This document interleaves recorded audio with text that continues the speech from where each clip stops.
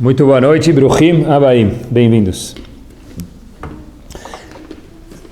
Tudo dentro, sabe que está escrito que mesmo um Sefer Torah, se ele está dentro do Aron HaKodesh, ele tem o mazal dele, a sorte dele. E dentro do Sefer Torah, também cada episódio tem a sorte dele ou deixa de ter a sorte dele.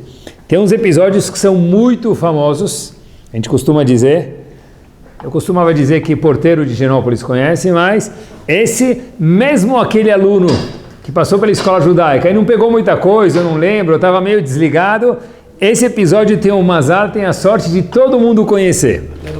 Até, igual o Sefer Torah tem um mazal para ser lido mais vezes ou menos vezes, tem alguns episódios na Torá também que estão muito famosos. Esse aqui é muito famoso. Pincelando, vocês já vão lembrar. Moshe Rabbeinu tinha um sonho de consumo na vida dele. Um único sonho. Dentro de tudo que ele fez, ele tinha um sonho. Qual o sonho dele? Chegar no aeroporto Ben Gurion. Hoje em dia não precisava nem falar com o homem lá. Você coloca o passaporte lá, scanning, ele já lê, automaticamente entra. Moshe Rabbeinu chega no aeroporto Ben Gurion daquela época, obviamente, na fronteira entrando em Israel, que era o sonho da vida dele, sempre foi. O passaporte dele é colocado lá, luz vermelha. Vem dois guardas abordar ele, fala, Habibi, para a salinha, dramatizando, obviamente, né? Para a salinha do lado. Moshe Rabbeinu vai para a salinha do lado, e o que acontece? Falam para ele, infelizmente, você não poderá entrar. Aí Moshe Rabbeinu fala, como é impossível isso? Eu, quando pequeno, fugi do Egito.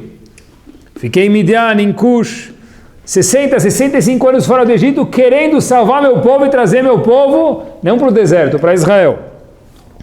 Eu volto para o Egito com 80 anos.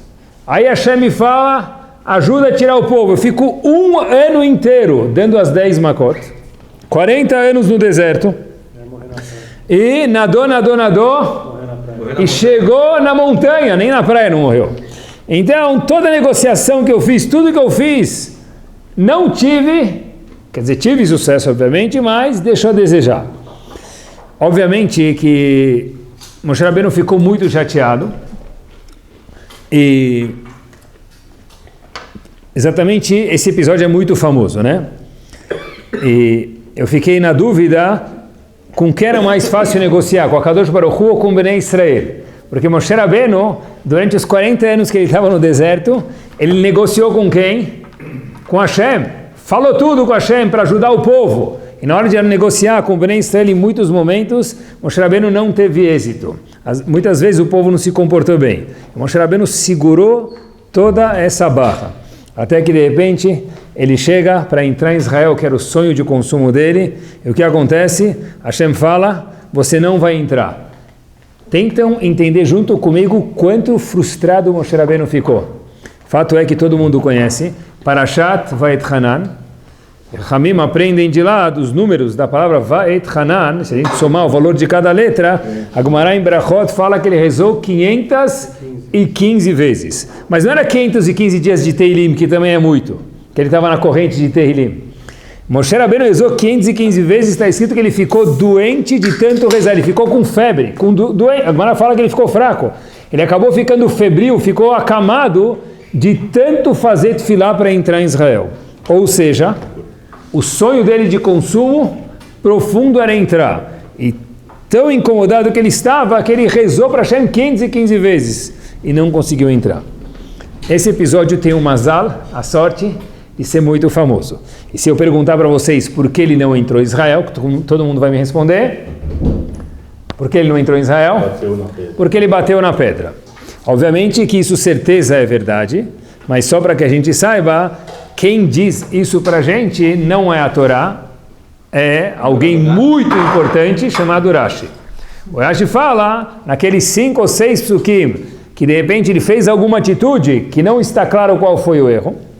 O Rashi fala, olha, eu aponto, diz Rashi, a atitude que ele bateu na pedra em vez de falar, e por isso ele acabou não entrando em Israel. Mas na Torá não está claro qual foi o erro.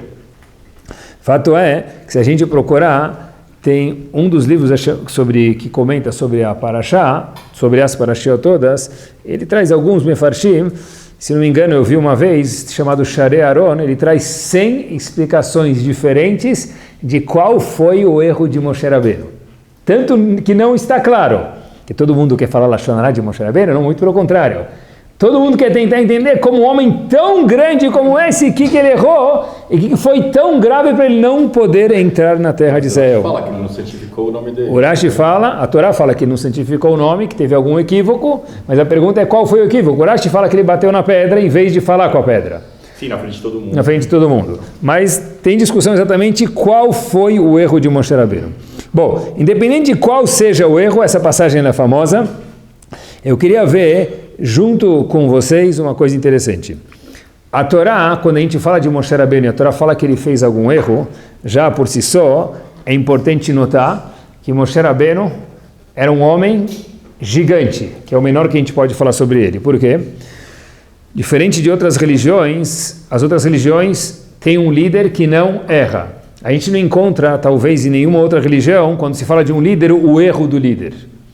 E a Torá não cansa de mencionar para a gente que os líderes sim erraram. Porém, o erro deles, quando a gente fala sobre o erro dos líderes, tem que lembrar que eles eram gigantes. E no nível estrondo deles, qualquer lasquinha já é grave. Num Rolls Royce, uma lasquinha já chama atenção. Num Gol 1.0, qualquer batidinha já é Vegama Ole Baruchie, mais uma, também não faz problema, né? Então, um tzadik é como um Rolls Royce, mas a Torá aponta para que a gente possa aprender. Moshe Rabbeinu foi o único ser humano, que a Gemara diz para a gente, que conseguiu enxergar a Kadosh Baruch Hu o mais próximo possível. A Gemara diz que Moshe Rabbeinu viu as costas de Hashem, ele viu o nó, aqui que fica na nuca, do Tfilin de Kadosh Baruch Hu. Moshe Rabbeinu foi o maior ser humano que houve na face terrestre. Ele chegou, está escrito que tem 50 níveis de pureza. Moshe Rabbeinu chegou no nível 49. E esse grande homem errou. Agora a pergunta é a seguinte. Rashi falou que o erro dele foi que ele bateu na pedra. Eu queria compartilhar com vocês hoje uma explicação um pouco diferente do Rashi e aprender uma coisa daqui. O Rambam Maimonides, falei para vocês que tem 100 explicações pelo menos do erro dele. Rambam Maimonides fala que o erro de Moshe Rabbeinu, de não ter entrado em Israel, que era o sonho de consumo dele mais uma vez, foi que a Torá fala para a gente, um dos psukim, e o Rambam aponta que Moshe Rabbeinu, quando foi pegar a água da pedra e a água não saía, Moshe Rabbeinu se dirigiu ao povo e falou Shimuna Hamorim, escutem vocês, o que quer dizer Morim? Não tem a ver com a palavra morar, de ensinar, mas tem a ver com Morim, quer dizer seus rebeldes. Então o fato que Moshe Rabbeinu falou para o povo, escutem seus rebeldes, a água vai sair, quer dizer, foi um pouco não delicado, vamos chamar assim, do jeito respeitoso. E qual o problema, diz o Rambam? Ele esqueceu com quem ele estava falando. Como assim? Lembrou que era o povo. É o mesmo povo que incomodou Moshe Rabbeinu quase 40 anos ininterruptos. Então, qual foi o problema de falar assim? Diz o Rambam, olha, Habibi, tá certo que tinha um povo lá que estava cansando Moshe Rabbeinu e tirando a paciência dele. Mas Moshe Rabbeinu, naquele momento, não poderia ter esquecido que eles eram filhos de Abraham, Yitzhak e Yaakov. E por serem filhos de Abraham, Yitzhak e Yaakov, era inconcebível, mesmo naquela situação de pressão, que Moshe Rabbeinu se dirigisse ao povo, Shimuna Amorim, escutem vocês rebeldes. Pessoal, o único problema com isso, com esse Rambam, com todo respeito, obviamente, é que no livro de Devarim, Moshe Rabbeinu reconta toda a história que aconteceu nos outros 4 livros, né, muitas das histórias. Em Parashat Ekev, em Sefer Dvarim, está escrito, Moshe Rabbeinu, agora, depois do episódio, já não mais, vamos dizer assim, bravo ou agitado com take d'água para o povo, Moshe Rabbeinu fala as seguintes palavras quando ele reconta, de novo, quando ele estava já tranquilo, o episódio do Retag, no episódio que eles não tiveram água. Está escrito, Mamrim Haitem im Hashem. Vocês foram rebeldes com Hashem. Presta atenção. Como assim? Moshe Rabbeinu falou, vocês foram rebeldes com Hashem. E agora ele não estava sob pressão. E ele usa de novo a palavra o quê? Mamrim, rebeldes.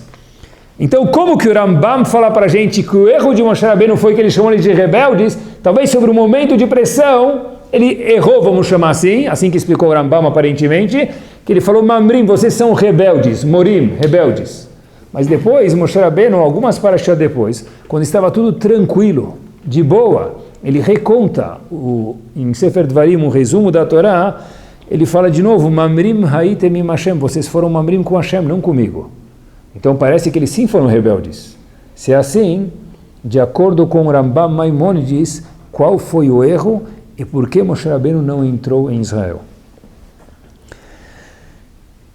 E tem mais uma pergunta que a gente pode adicionar aqui, mas presta atenção. O povo foi rebelde ou não foi rebelde? Foi. Eles não pararam de perturbar Moshe Rabbeinu. Moshe Rabbeinu foi pegar água, demorou um segundo a mais e já começaram a reclamar.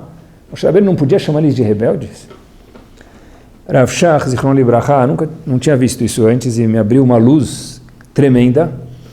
E obviamente que eu acho que com o que ele explica, dá para explicar o Rambam também. Ele fala um chat brilhante. Diz ele o seguinte: Moshe Rabbeinu sim poderia ter chamado o povo de Mamrim, seus rebeldes. Não tem problema, mesmo de acordo aparentemente com o Rambam. Por quê? Porque o povo foi rebelde. Fato é que em Sefer Devarim, o que aconteceu? Moshe Rabbeinu, quando estava tranquilo, ele repete o episódio, ele fala que vocês foram rebeldes. Então, qual foi o erro? O erro foi a ordem dos eventos. Moshe Rabbeinu primeiro deveria ter dado água para eles e depois chamado eles de rebeldes. De novo, o erro não foi só que ele chamou eles de rebelde, como a gente entendeu o Rambam do jeito simples. Não, foi o que ele fez?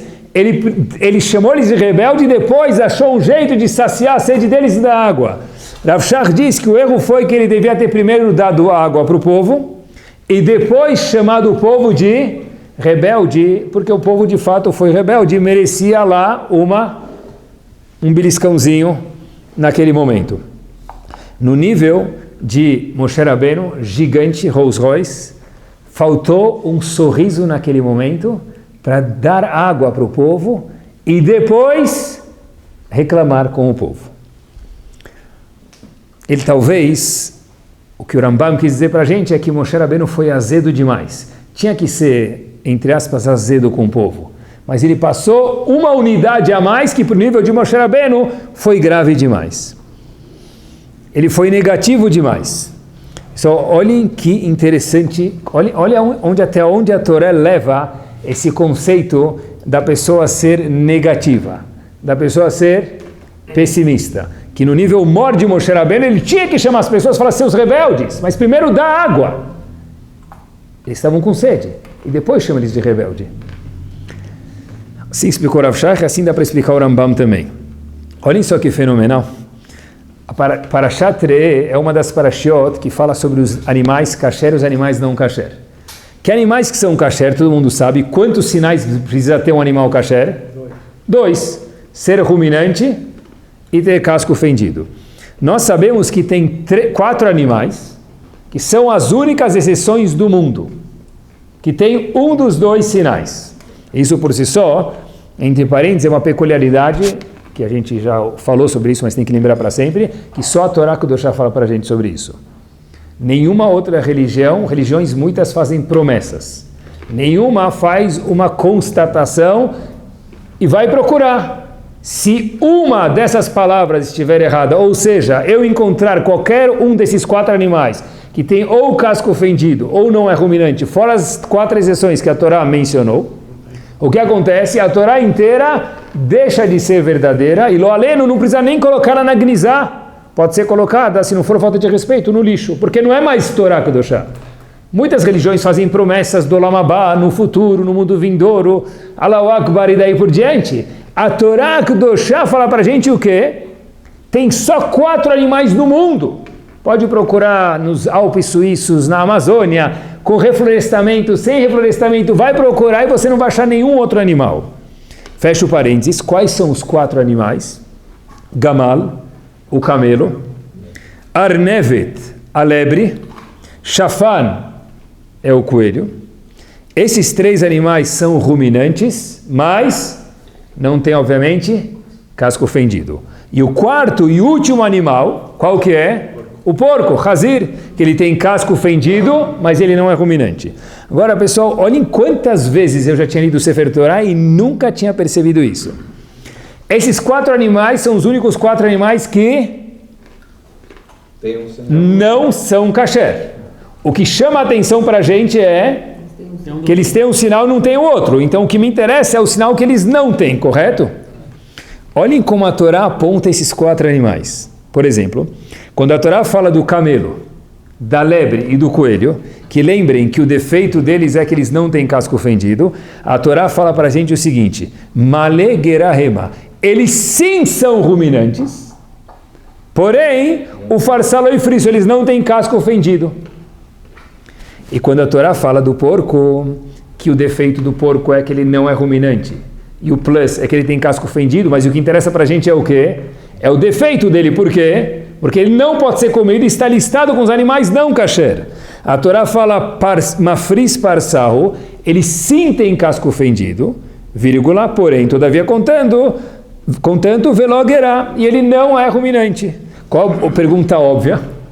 Se você quer me contar, Kadosh Baruch Hu, por que esse animal não é kasher, me fala que sinal ele não tem kasher. E acabou. Porque você me fala, ele tem um sinal kasher, primeiro, e depois fala que o outro não tem. Aqui você, Hashem, está me dando uma listagem de animais que não são kasher. Deve ser que é a mesma resposta. Mesmo num animal não kasher, procura primeiro a coisa boa. Olha, saiba você que o camelo, ele é ruminante. O camelo é ruminante. Ah, mas não pode comer? Por que não pode comer? Porque o casco não é fendido. Saiba você, por exemplo, que o porco, que não pode comer, mas ele tem um sinal bom. Qual o sinal bom? Que ele tem casco fendido. Mas ele não é ruminante. Mas você quer me contar por que ele não é kasher? Mesmo a Kadosh Baruch Hu dizendo, quando eu quero contar para o povo, para nós, porque não é kasher, primeiro aparece o ponto positivo. Foi o que Hashem ficou chateado com Moshe Rabbeinu, olha, dá água para eles primeiro, e depois chama eles de rebelde. Fiquei pensando, se a gente pegar uma pilha, eu fico gravando o shurim, então eu olho bastante para as pilhas, o polo positivo sempre fica para cima, ele é o mais visível. E o polo negativo, ele fica mais escondido. A pilha precisa ter os 2 polos, mas até da pilha dá para aprender. O polo positivo fica para cima e o negativo ele fica menos aparente. Fiquei pensando, se é assim, olhem só quanto Chachamim prezam o otimismo. As pessoas falam, mas otimismo é uma coisa assim, zen, é yoga, é chinesinho. A gente sabe, a Gemara fala para a gente muitas vezes, em alguns lugares, Al tiftach pila satan. Não abre a boca para coisa ruim. Não é um ditado popular só brasileiro. Está escrito que se uma pessoa lá ali não fala alguma coisa, isso só pelo fato da pessoa falar, pode chegar a se concretizar. A gente vê que tem uma força assim em uma pessoa ser pessimista. Ou o contrário, ser positivo ou otimista, que é o show de hoje. E olhem quanto a pessoa tem que viver de uma forma up e não deprê. A Gemara fala em Brachot, no comecinho, na 5ª página, página 5a, o seguinte. Qual que é o maior inimigo do ser humano? O maior amigo é o cachorro. Qual que é o maior inimigo do ser humano? Preguiça faz parte de um ser, chamado Yetzer Hara. A gente não está acostumado a pensar assim, mas devia pensar de verdade. De todos os inimigos que a pessoa tem, o maior inimigo é o Yetzer Hara. Porque tem inimigos que você vai de um país para o outro, ele vai embora. Vai de um quarto para o outro, ele vai embora. Vai de um andar para o outro, ele vai embora. Mas tem inimigos que aonde a gente vai, ele está atrás da gente. Quem é? O nosso próprio caráter. Então, olha que interessante. A Gemara fala na página 5a, em Brachot, o seguinte. Como eu me cuido do maior inimigo que é Yetzer Hara? Então, a Gemara fala o seguinte. A Gemara dá para a gente 3 passos. Primeiro passo, diz a Gemara, está difícil com o inimigo? Olha, eu vou te dar 3 únicos passos que existem. Primeiro é Yasok Batorá, diz a Gemara. Estuda a Torá. Aí o cara fala, tá bom, eu estudei Torá e ainda meu Torá está muito forte. Tenho algum desejo, alguma coisa, eu não consigo. A Torá fala, olha, diz a Gemara, tá certo, então pode acontecer. Vou te dar uma segunda carta. Leia o Kriyat Shema. Pensa no que está escrito no Kriyat Shema. Eu estudei Torá, li o Kriyat Shema e não deu certo. O que eu faço agora? Diz a Torá, diz a Gemara, lembra do fim da vida da pessoa, aonde a pessoa vai parar depois de 120 anos bem vividos. Lembra do último dia da pessoa, qual o destino da pessoa? Hafetz Haim faz uma pergunta bomba sobre essa Gemara. Eu vou exemplificar só, mas a pergunta é ele que faz. Imagina a pessoa chega no mecânico, ele está com algum defeito no carro dele. Aí o mecânico fala, olha, para o senhor consertar o seu carro, o senhor tem 3 soluções possíveis. Aí o dono fala, o que o dono quer saber? Qual vai funcionar e qual é mais barata? Ele fala, olha, tem a solução 1, 2 e 3. A 3, certeza funciona. E a 1 e a 2, eu não sei. E as 3 têm o mesmo custo. O que você vai falar? Habibi, é nós. Faz a 3 e está fechado. Né? A gente vai pichichar um pouquinho, mas faz a 3 e está fechado. A solução 1 e 2 nem me apresenta, porque que você me fala 1 e 2, nem sei se vai funcionar. Então me fala. Hafetz Haim pergunta o seguinte, se o botão de emergência contra o maior inimigo do homem, final, que é o mais funcional, é Yom HaMitah, que é a pessoa lembrar onde vai parar depois dos 120 anos bem vividos, porque a Gemara fala, olha, primeiro estuda a Torá. Se não deu certo, lê o Kriyat Shema e pensa no que você está falando. Se não deu certo, lembra do fim da vida. Se o fim da vida é o artifício que certeza vai funcionar, vai direto para esse artifício. Porque pode ser que enquanto que a pessoa pensa no Kriyat Shema, ou ele estuda a Torá, até chegar lá, ele já fez Averá. Então vai direto para o último artifício que ele vai funcionar e usa isso. Assim perguntou Hafetz Haim. Sabe o que ele responde? Ele responde que, de fato, lembrar do Yom HaMitah é muito mais forte. É muito mais forte lembrar do fim da vida da pessoa. Então, por que não usa? Diz o Hafetz Haim que esse é o botão de emergência. Só use, só quebre o vidro em caso de emergência de verdade. Por quê?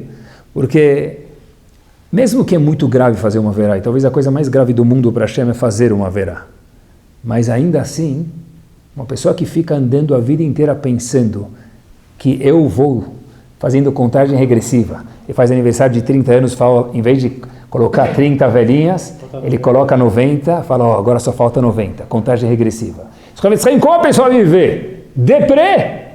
Então, olha, pessoal, olhem como a Torá preza o otimismo. Mesmo que lembrar do Yom HaMitah, lembrar do fim da vida, é a coisa que mais funciona, mas a Torá não manda a gente direto para lá, por quê? Porque tem o custo da pessoa ficar triste. E a Kadosh Baruch Hu fala, eu não quero que a pessoa viva pessimista, mas sim que a pessoa viva de uma forma o quê? Otimista, up, para frentex. Tem um famoso, um dos rebes hassídicos, Rav Shneur de Gilead, ele contam sobre ele, que uma vez ele estava brincando com os amigos ainda quando pequeno. Todos esses rebes parece que tem umas histórias de pequeno que parece que eles já eram grandes, pessoas grandes, já adultas. Uma vez ele estava brincando com os amigos e ele tinha que escalar um muro. Eles estavam fazendo uma competição de escalar um muro. E estava ele e mais alguns amigos tentando escalar. Foi um escalar, o segundo escalar, o terceiro escalar. Ninguém conseguiu escalar o muro. Até que de repente eles olham esse Rav Shneur de Gilead em cima do muro, lá em cima. Falam para ele ainda era uma criança, como o senhor chegou lá em cima? A gente fica subindo 1, 2 e cai. Como o senhor chegou em cima do muro? Como o senhor escalou? Ele falou o seguinte, olha, simples. Falou, como assim simples? A gente subiu e caiu algumas vezes. Ele falou, olha, todo o tempo que eu estava tentando escalar o muro, eu nunca olhava para baixo, eu olhava para cima. Foi assim que eu consegui chegar lá em cima. Ser otimista faz com que a gente tenha menos medo de cair. E a pessoa consegue de fato chegar mais em cima do que pessoas que ficam focando lá para baixo. É verdade. Essa midá é uma midá bomba de verdade que dá para a pessoa chegar lá em cima e crescer. E por quê, pessoal? Por que ser otimista é tão importante? Fora não, justo porque a Torá mencionou, mas que ingrediente que tem? Eu acho que tem um ingrediente espetacular aqui. Eu acho que o mundo não é de uma forma. Como assim? O mundo é da forma com a qual eu enxergo o mundo. Se eu for uma pessoa otimista, o mesmo mundo que eu vivo e meu vizinho vive não é o mesmo mundo. Porque eu sou otimista, eu vejo o mundo mais colorido, e ele que não é otimista vai ver o mesmo mundo mais preto e branco do que colorido do que eu. Vou contar para vocês uma história, só para a gente ver como que o foco da pessoa muda a mesma coisa que ele faz todos os dias. A história é verdadeira e o nome também é verdadeiro, nessa vez. Beryl Lazerson, ele era um motorista num bairro de Bukharim. Sabe Bukharim? Israel tem uns bairros. E Bukharim, ele era um motorista lá.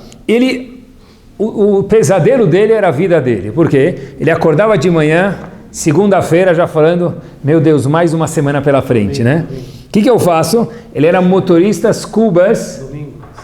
É verdade, Israel e Yom Rishon, é domingo, é verdade. Então, pior ainda, de domingo já acordava azedo, porque não aguento mais levar as crianças para a escola. Ele era um motorista que levava as crianças para a escola. Tenta lembrar, pessoal, que as crianças indo para a escola, a energia das crianças no ônibus, ela é mais do que tudo, né? Elas fazem cambalhota, vão para frente, vão para trás, joga água, um belisca o outro, então tudo que pode acontecer dentro de um mini-mundo acontece num ônibus escolar.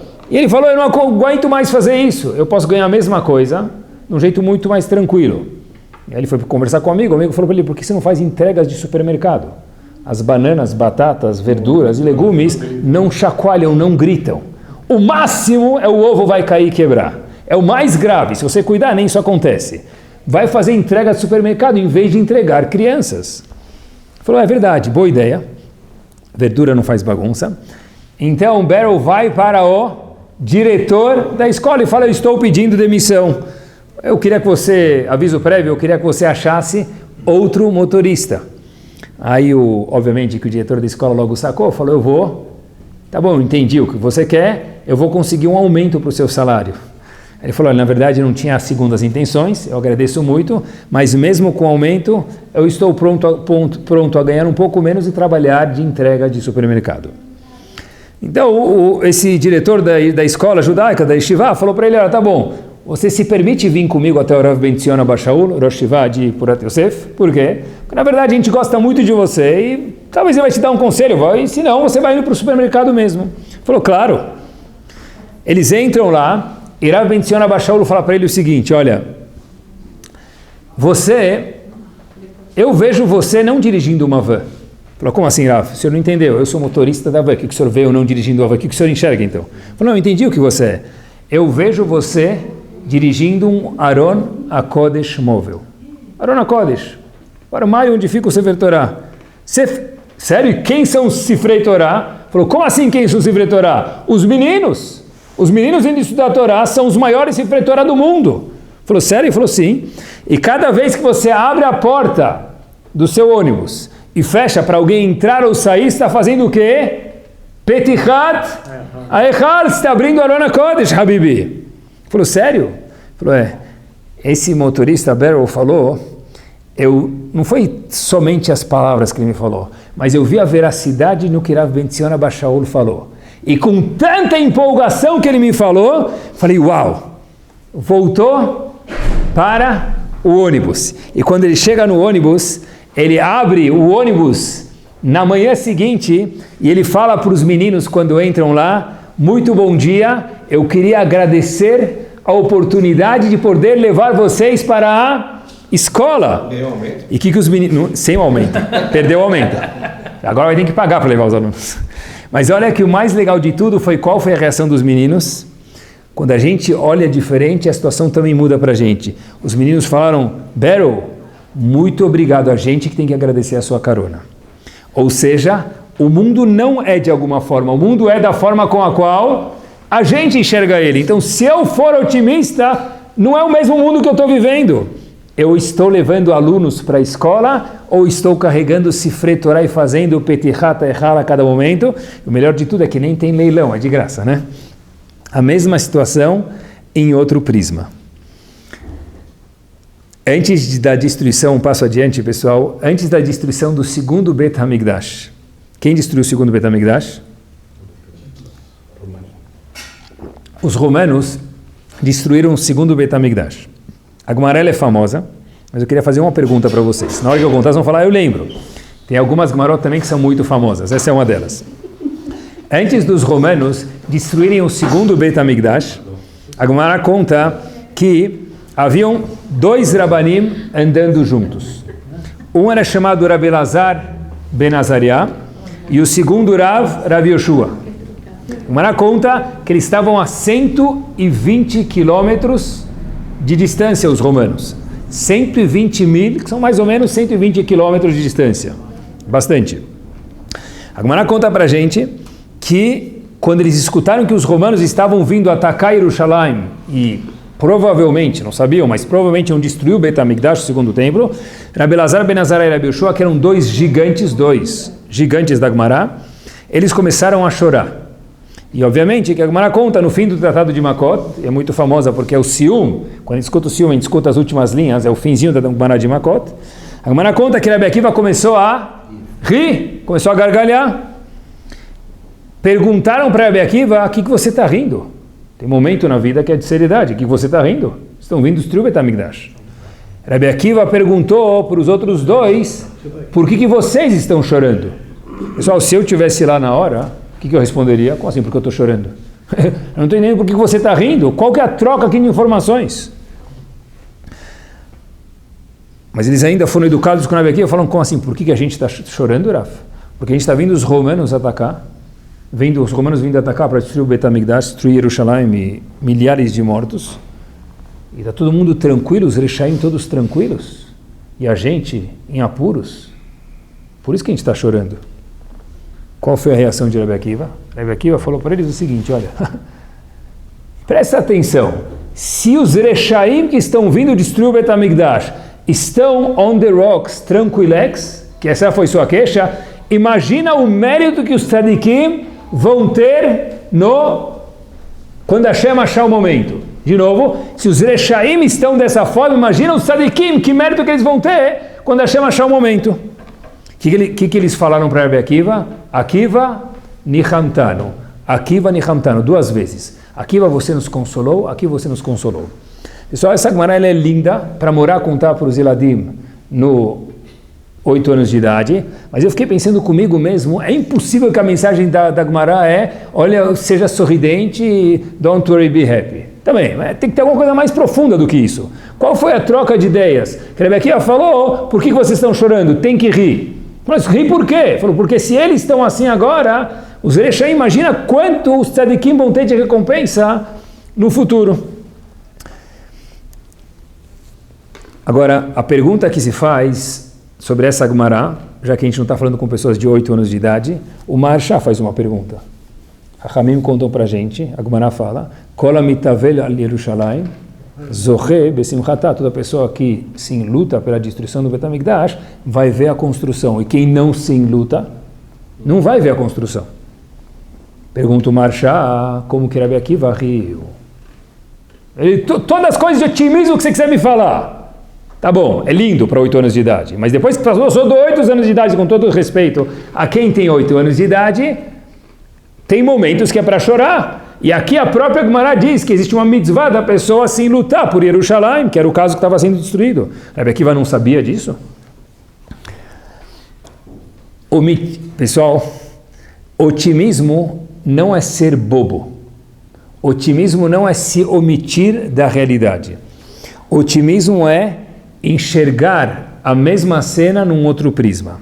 Eu acho que a resposta para o Maharsha é essa daqui. Rabi Akiva, a certeza que estava triste por Jerusalém. Mas Rabi Akiva viu uma outra luz no mesmo cenário que fez ele rir. Certeza que ele estava triste por Jerusalém, certeza. Mas ele falou, olha, eu estou vendo, não agora, eu estou vendo o quê? No macro. Se os Rechaim romanos estão vindo destruir, eles estão tranquilex, sem preocupação, imagina o mérito do tzadikim que terá no futuro.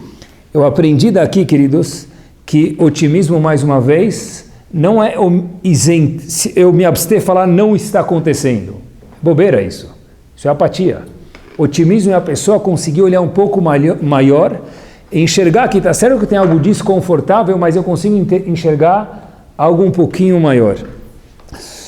Eu estava preparando esse shiur, eu fui na sinagoga fazer minchá, eu entrei na sinagoga, não estava chovendo. Eu fui sair da sinagoga, começou a chover. Então eu falei, eu estou falando sobre otimismo. Deve ter alguma coisa aqui com otimismo ligado para mim aprender. Falei, olha, Baruch Hashem que está chovendo. Havia um dos Avrechim na sinagoga, que foi meu aluno. Falei para ele, olha, eu li essa Gemara no Tratado de Makot. Eu queria perguntar para você, talvez você tenha alguma coisa para me ensinar dessa Gemara, porque está muito simples essa Gemara, deve ter alguma coisa mais profunda. Então, esse menino que hoje é um Avrech, Moshe Barzilai, falou para mim o seguinte, Rav Moshe Barzilai falou para mim o seguinte, olha, uma vez eu escutei, eu fui fazer ciúme dessa Gemara e algum amigo meu, que eu não lembro o nome, me contou o seguinte, pessoal, olhem que bomba, mesmo na chuva, choveu para mim aprender alguma coisa. De verdade, não é choveu para atrapalhar meu dia. O menino estava parado lá porque estava chovendo e não podia sair, eu aproveitei para aprender alguma coisa.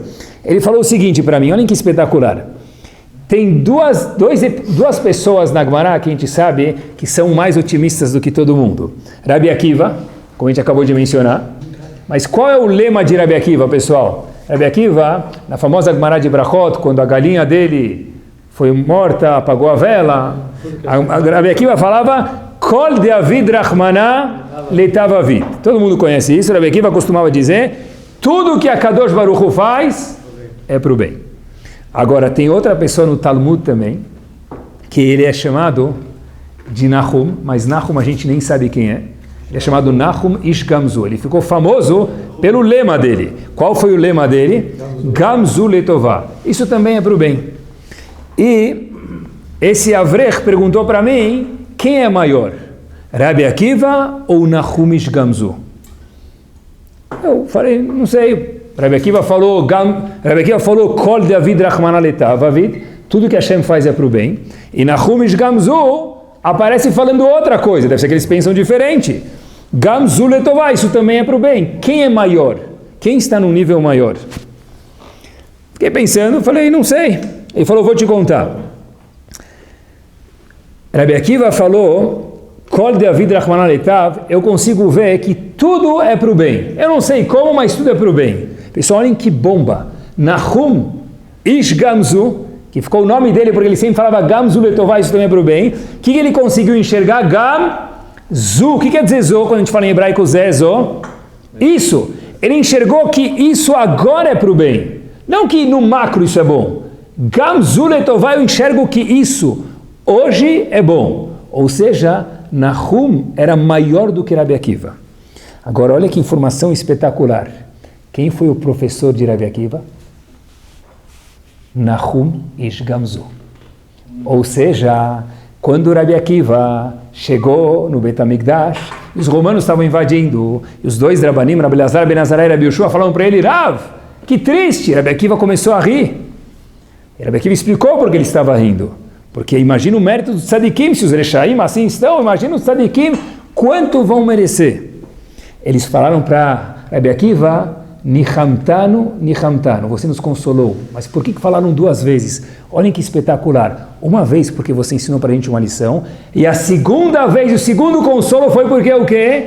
Porque nós percebemos que você passou do seu nível de Kol Ma de Avid Rachmana Leitav, que tudo é para o bom, para o nível do seu professor Gamzu Letová. Você conseguiu perceber que isso agora já é para o bom.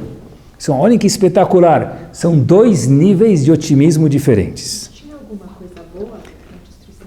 Tinha, repito, o que tinha de bom na destruição do Bet HaMikdash, que quando ele falou, olha como os Rechaim estão tranquilos, imagina que sofrimento, o que sobrou para o Tzadikim? Rabi Akiva falou, se os Rechaim estão tranquilos assim, imagina quanto quando Hashem achar a hora vai ser o mérito do Tzadikim. Quanto mais eles vão ganhar. Se quem é ruim está assim, imagina os bons, quanto eles terão.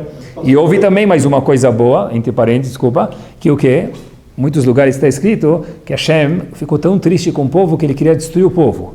Em vez de ele destruir o povo, ele falou, vou destruir minha casa, eu vou soltar, entre aspas, né, para a gente poder entender a ira de Hashem sobre a casa, mas o nosso povo continua aqui ainda nos quatro cantos do globo. Então, sim, houve coisas boas. A Rabi Akiva conseguiu perceber isso na hora. Gamzu Letová. Fala. Faz 2000 anos que a gente está o quê? Esperando esse momento de alegria. Ótima pergunta. Faz 2000 anos que a gente está esperando esse momento de alegria.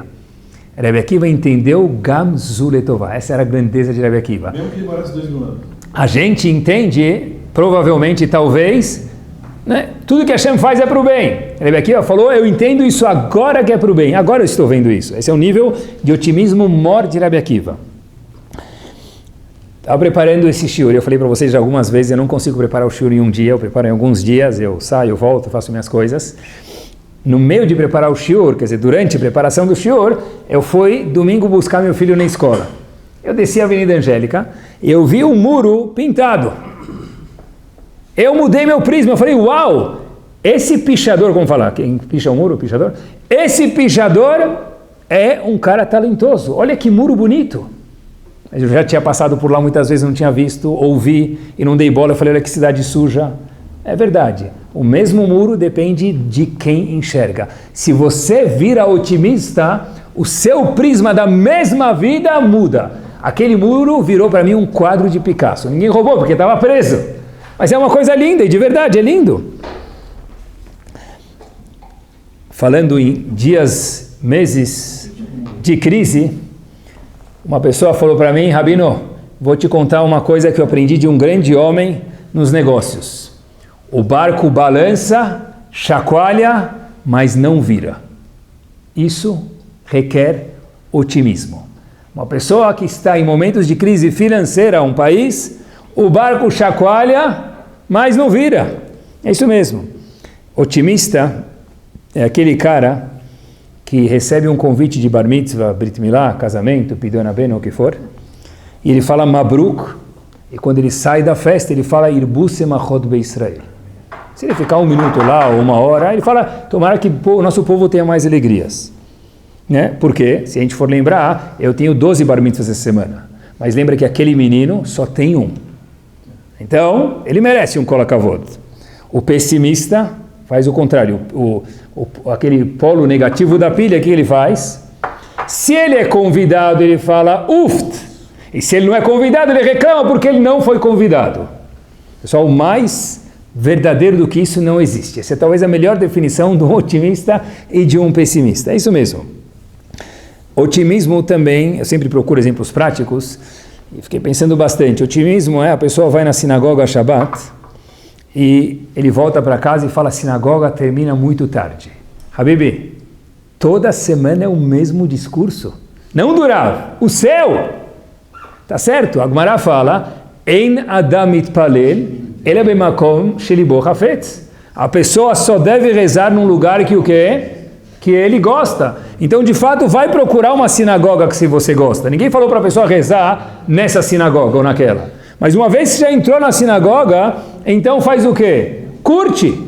Vai lá. Se você tem como dar uma sugestão para o board de directors, vai lá e fala com o conselho de diretoria da sinagoga. Se não, ou muda de sinagoga ou não reclama daquele lugar. Isso quer dizer ser otimista. E são coisas que se repetem a todo o Shabbat. E na fase final do shiur, olhem que interessante, porque isso é tão importante também, mais uma deixa, eu acho. A gente tanto falou já muitas vezes, escutou em muitos lugares com todo respeito merecido, sobre Lashon Hara. Da onde vem Lashon Hara, pessoal? Ou de não saber as halachot, ou de não ter o que fazer, é verdade, mas a raiz vem da onde? Já que eu sou tão cri-cri, eu acabo falando mal dos outros. Uma pessoa que ela é mais otimista, ela tende a não procurar o defeito dos outros.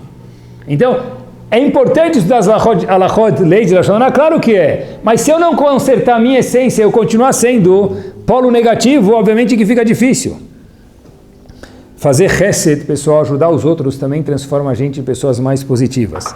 Ver que tem pessoas que passam por dificuldades e ver quanto Baruch Hashem a gente está bem, faz a gente apreciar o que a gente tem e ser menos pessimista ou ser mais otimista, que é o estilo de hoje.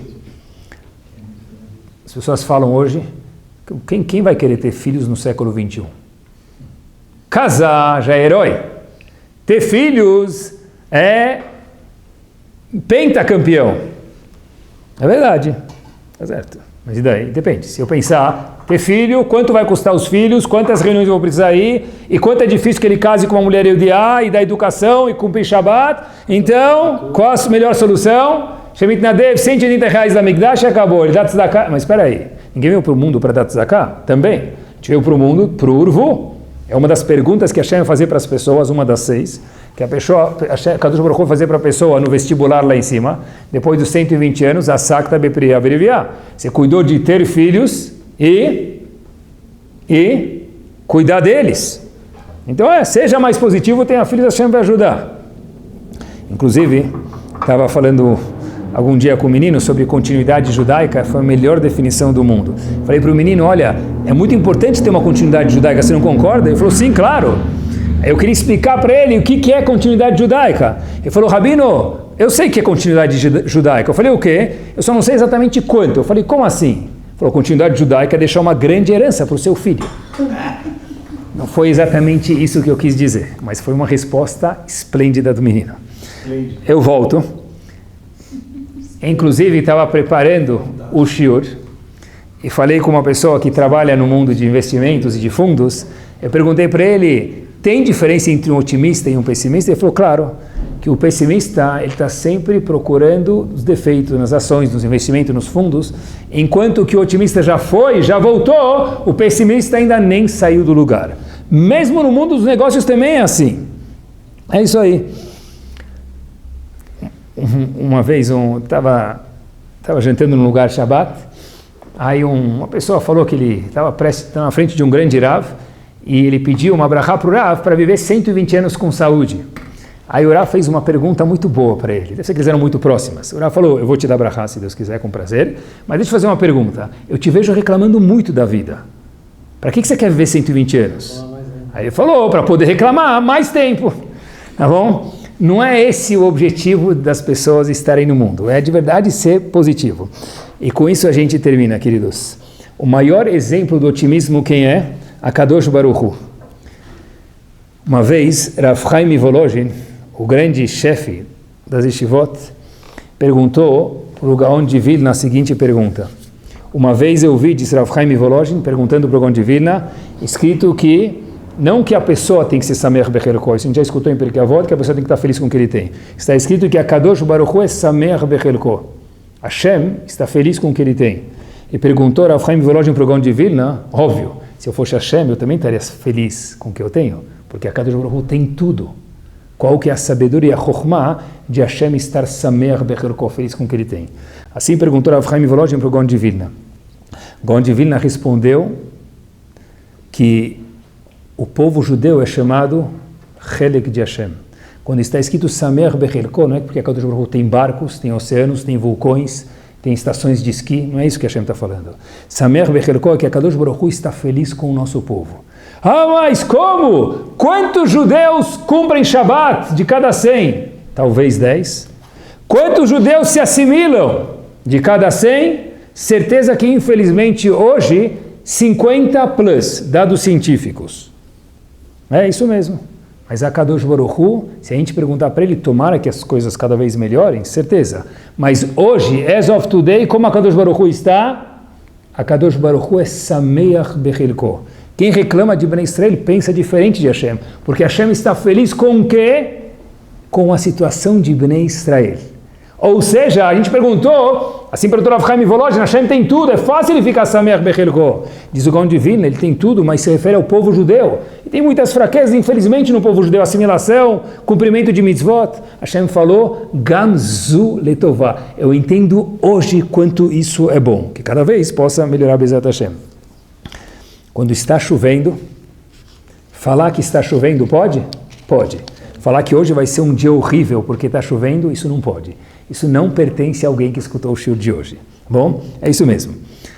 Eu vi uma vez uma frase num para-choque de caminhão, nós capota, mas não breca. Espetacular. É isso mesmo, isso é otimismo. Nós capota, mas nós não breca. O português está horrível, mas a frase é espetacular. É isso mesmo. E olhem como de tudo dá para ser otimista. Olhem como de tudo dá para ser otimista, pessoal. A Gemara fala que a gente tem que agradecer os shlichim que vêm arrecadar dinheiro e são pilantras. Espera aí, a Gemara fala, Bou venachzik toval aramaim, diz a Gemara. Vamos agradecer os shlichim que não são bons, que eles falam que tem alguma coisa, mas não tem. Eles são desonestos, graças a Deus. certeza que não é a maioria nem a minoria, é muito pouco, mas bom nachzik tová, vamos agradecer os shlichim, aqueles que vêm arrecadar dinheiro no Garia Fundos de uma forma desonesta. Olha como dá para ser otimista em tudo. Sheil malehen, porque eu preciso agradecer eles, e com isso a gente termina. Hainu chotim bekol yom, a gente ia pecar todos os dias. Por quê? Diz Rashi, como por quê? Porque quando passa um pobre na nossa frente e a gente ignora ele, a gente finge que a gente não deu, a gente fez uma verá. Pelo menos assim, como Hashem pode justificar em nosso favor? Poxa, Hashem, tem um que foi desonesto, outro que foi desonesto, talvez aquele Yehudi não deu tzedakah para esse outro pobre que era honesto, por quê? Porque ele já foi com o filme queimado por causa de outros 2 ou 3 que eram desonestos. Ou seja, quando alguém é otimista, mesmo de um shaliach desonesto, dá para dar um sorriso. Porque se não fosse ele, diz Agmará, nós, Yehudim, estaríamos com uma cobrança maior de Hashem. E agora a pessoa pode falar, obviamente não é para fazer isso por querer, mas eu não dei tzedakah, porque, assim diz os malachim, porque a gente foi passado uma experiência não gostosa por shlichim que não são honestos. Que Bezat Hashem, a gente possa olhar para as nossas pilhas, lembrar que o polo saliente é o polo de cima, e que Bezat Hashem a gente possa sermos pessoas honestas e vermos a nossa vida de uma forma cada vez mais happy.